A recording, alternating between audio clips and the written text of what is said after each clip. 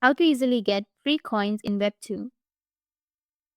So if you want to easily get free coins in Webtoon, then what you need to do is just watch this video.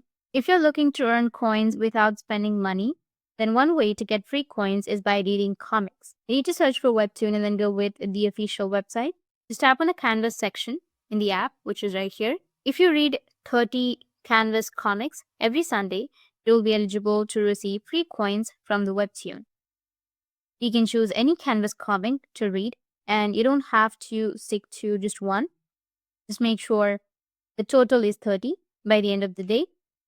If you're looking for an easier method, then you need to go to your account settings, which will be on the top. You need to just go with settings and then click on account.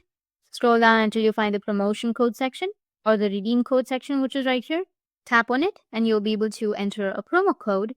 If you receive a code from a friend or found one on Discord, simply enter it into the promo code field and tap apply.